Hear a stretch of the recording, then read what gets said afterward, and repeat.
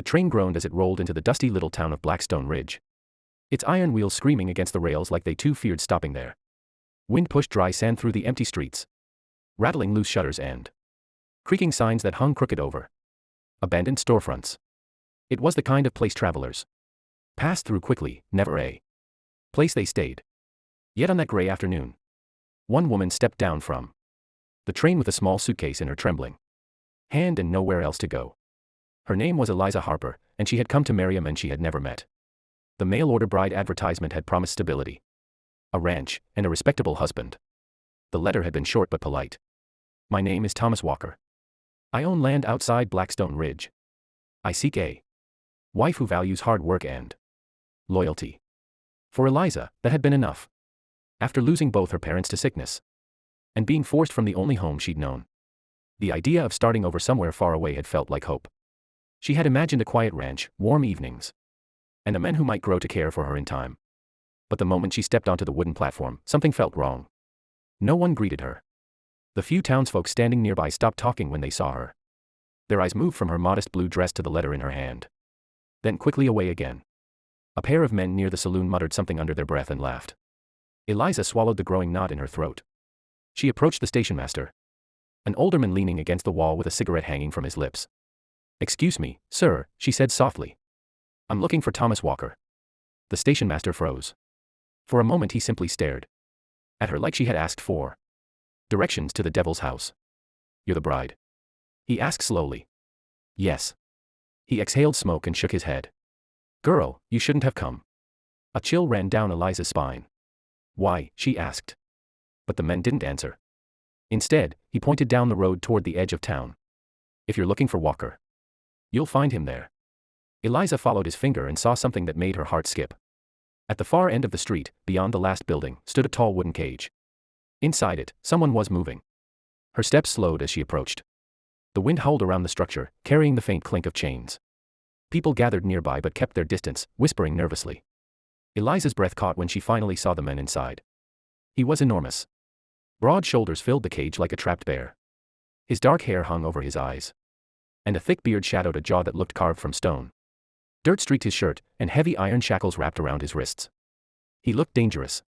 The kind of man stories warn children about. But it wasn't his size or the chains that held her attention. It was his eyes. When he lifted his head, their gaze met, and for a single moment, the entire world went silent. There was no rage in those eyes. Only exhaustion. And something else. Pain. Stay back. Someone shouted behind her. A large man in a sheriff's badge stepped forward. That's Caleb Kane, he said gruffly. The most dangerous outlaw this territory's ever seen. The crowd murmured nervously. They say he killed 5 men in a single night. Burned down half a ranch to escape. Devil himself wouldn't go near him. Eliza looked back at the caged man. Caleb Kane didn't look like a monster. He looked like someone who had been beaten by life. His gaze shifted away from her, staring down at the dusty ground as if he no longer cared who was watching. The sheriff noticed the letter in Eliza's hand. Who are you? He asked. Eliza Harper, she said. I came to marry Thomas Walker. The sheriff's expression changed instantly. Oh, you're that girl. He rubbed his neck awkwardly. Walker died 3 months ago. The words hit Eliza like a gunshot. What? Horse threw him off a ridge. Broke his neck. The letter slipped from her fingers. Everything she had traveled for, gone. The ranch, the husband. The future she had imagined, it had all vanished before she even arrived. Tears burned her eyes, but she forced them back. What will happen to me? She whispered. No one answered. Because everyone in town knew the truth. A woman alone in Blackstone Ridge had very few options, and none of them were good. The sheriff cleared his throat. You could work in the saloon, he suggested. A ripple of laughter spread through the men nearby. Eliza felt humiliation crawl up her neck. She turned away from them, and found herself looking back at the cage. Caleb Kane had been watching everything. Their eyes met again. For a long moment neither of them moved. Then something unexpected happened. Caleb shook his head slowly, as if silently warning her. Don't come closer. But Eliza stepped forward anyway. The sheriff frowned. What are you doing? She ignored him. The cage smelled of rust and dust as she approached it. Up close, Caleb looked even more intimidating. His arms were thick with muscle, scars marking his skin like old battles. A deep cut crossed his eyebrow, and dried blood clung to his shirt. Yet despite all that, he didn't move toward her. He stayed perfectly still, like a wild animal refusing to frighten a child. Eliza's voice trembled as she spoke. Why are they keeping you here? The crowd erupted in laughter again. He's waiting for the gallows. Someone shouted. Execution's tomorrow. Eliza's stomach dropped. Tomorrow. This man would die tomorrow. Caleb sighed quietly, his voice rough from thirst. You shouldn't be here, he said. The sound of his voice sent a strange shiver through her. It wasn't cruel. It was tired. The sheriff stepped forward. All right, that's enough. Girl, move along. But Eliza didn't move. Instead, she asked the question no one expected. What did he do? The sheriff's jaw tightened. Doesn't matter. It matters to me. The crowd grew restless. Finally the sheriff muttered, killed a rancher named Doyle. Caleb's eyes flickered. That rancher was beating his wife and kid, he said quietly. The crowd fell silent. And you killed him? Eliza asked. Caleb nodded once. Yes. Something shifted inside her chest. The story suddenly didn't sound like the one the town had been telling. The sheriff quickly interrupted. Doesn't change the law. Eliza looked back at Caleb. His chains rattled slightly as he shifted his weight. You came here to marry someone, he said softly. Go find a new life. She stared at him. A man condemned to die. Telling her to leave. Something about that broke her heart. Because she realized something else. This man wasn't afraid of death. He had already given up. The wind blew her hair across her face as she made the most unexpected decision of her life. Her voice shook, but she spoke clearly. Marry me. The crowd gasped. Caleb looked up sharply. What? Marry me, Eliza repeated. The sheriff burst out laughing. Girl, he'll be dead tomorrow. I know. Caleb stared at her like she had lost her mind. Why would you do that? Eliza gripped the bars of the cage. Because everyone deserves someone who believes in them. Even for one day. The silence that followed was heavier than thunder. Caleb's hardened expression cracked for the first time. And deep in his eyes, something flickered. Hope. But neither of them knew that by morning, everything in Blackstone Ridge was about to explode. The words Eliza had spoken hung in the dusty air like a thunderclap that refused to fade. For several seconds no one in the crowd spoke. The wind creaked the wooden cage, chains rattling softly as the tall man inside slowly lifted his head again. Caleb Kane looked at her as if he were trying to decide whether she was brave or completely insane. The sheriff let out a rough laugh that echoed across the street. Girl, he said, shaking his head. That's the craziest thing I've heard in 20 years. The men near the saloon began chuckling again, whispering cruel jokes, but Eliza didn't turn around. Her hands were wrapped around the cold iron bars of the cage, and she kept her eyes locked on the prisoner inside it. Caleb's expression hardened slightly. You don't know what you're asking, he said quietly. His voice carried the rough weight of someone who had spent too many nights sleeping on the ground and too many days fighting battles no one else understood. Eliza swallowed. Maybe I don't, she admitted. But I know what it feels like to have nowhere to go. The crowd shifted uncomfortably. Caleb studied her face for a long moment, noticing the dust on her travel dress, the small worn suitcase beside her boots, the stubborn strength in her eyes. She wasn't mocking him. She wasn't playing some cruel game. She meant it. That realization made something strange tighten inside his chest. You should walk away, he told her again. Find a town that ain't full of fools and trouble. Eliza shook her head slowly. My groom is dead. My home is gone. And the only man in this town who's spoken kindly to me is the one they've locked in a cage. A murmur spread through the onlookers. The sheriff sighed heavily and rubbed his temples. All right, he muttered. That's enough nonsense. He stepped closer to the cage. Executions at sunrise. Preachers coming in the morning. Girl, if you want a blessing for your poor decisions, you can ask him. Laughter rippled again, but it sounded weaker now. Some people in the crowd were beginning to look uneasy. Because despite everything they had heard about Caleb Kane, none of them had ever seen him threaten a woman.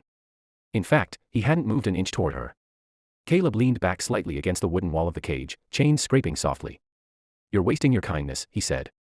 I ain't worth saving. Eliza felt a strange spark of anger at that. You don't get to decide that, she replied. The firmness in her voice surprised even herself. For the first time, Caleb's lips twitched faintly. Not quite a smile, but close. Night slowly crept over Blackstone Ridge. One by one, the townsfolk drifted away, shaking their heads and muttering about the foolish bride who had come all the way across the country only to fall in love with a condemned outlaw. Lanterns flickered to life along the street. The sheriff eventually posted a guard near the cage before heading toward his office. Don't try anything, he warned. Caleb. You won't get far. Caleb simply nodded. Hours passed. The town grew quiet except for the wind and the distant howl of coyotes. Yet Eliza remained sitting beside the cage, her back against the wooden posts. The guard watched her nervously. You really staying here all night? He asked. She nodded. Yes. He scratched his beard awkwardly. Lady, you know he's dangerous, right? Eliza glanced through the bars. Caleb had closed his eyes, resting his head back against the wood. No, she said softly. I think he's tired. The guard didn't know how to respond to that. Eventually he shrugged and leaned against a nearby post. The moon climbed high into the sky. After a long silence, Caleb finally spoke again without opening his eyes. Why did you really ask me to marry you? Eliza hesitated before answering. Because everyone deserves one person who believes they're more than their worst moment. Caleb opened his eyes slowly. You think that's what happened to me? She turned her head toward him. Isn't it? For a long moment he said nothing. Then he sighed deeply. That rancher I killed, he said quietly, he had a boy. Maybe 6 years old. I heard the kid screaming from outside the barn. His voice grew rough. His father had him tied to a post, beating him with a belt. Eliza felt her chest tighten. I told him to stop, Caleb continued. He pulled a gun. The wind rustled the dust around them. Only one of us walked away. Eliza lowered her eyes. Then you saved that boy. Caleb shook his head slowly. Law don't see it that way. For the first time since arriving in Blackstone Ridge, Eliza felt certain of something. The law can be wrong, she said quietly. Dawn began creeping over the horizon hours later. Pale light washed across the town, painting the buildings in gray shadows. The sheriff returned with 2 deputies and the town preacher. A small crowd gathered again, whispering as they waited. Eliza stood up slowly, brushing dust from her dress. The preacher looked confused. Sheriff. What's this about a wedding? The sheriff sighed. Long story. He turned to Eliza. Last chance to change your mind. She didn't hesitate. No, the preacher looked through the bars at Caleb. Son. Do you accept? Caleb stared at Eliza for a long moment. His eyes searched her face for doubt, fear, regret. He found none. Only quiet determination. Something inside him finally broke loose. Yes, he said. The crowd gasped again. The preacher cleared his throat awkwardly and began speaking the ceremony. It was the strangest wedding anyone in Blackstone Ridge had ever seen. The bride stood outside a wooden cage. The groom stood inside it in chains. But when the preacher finished and pronounced them husband and wife, something extraordinary happened. A voice suddenly shouted from the edge of town. Stop. Everyone turned. A rider galloped down the street at full speed, dust exploding behind his horse. The men jumped down before the sheriff could react. You can't hang him. He shouted. He didn't murder Doyle. The crowd erupted in chaos. The sheriff grabbed the man's collar. Explain yourself. The stranger pulled a small boy forward from behind him. The child's face was pale, his arms wrapped in old bruises. This is Doyle's son, the rider said.